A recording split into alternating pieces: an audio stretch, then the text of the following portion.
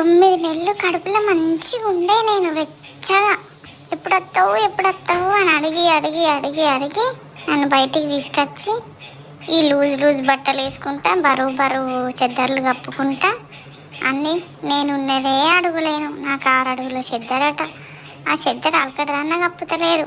మీద ఫ్యాన్ ఎత్తారు, కింద చెద్దరు కప్పుతారు. కనీసం ఈ కుళ్ళనన్నా మంచిగా గట్టిగా కడతారు అనుకుంటే అది లూజు చెవులకు మొత్తం చలి పెడుతుంది. ఇక నిద్రపోతలేడు అని అంటారు.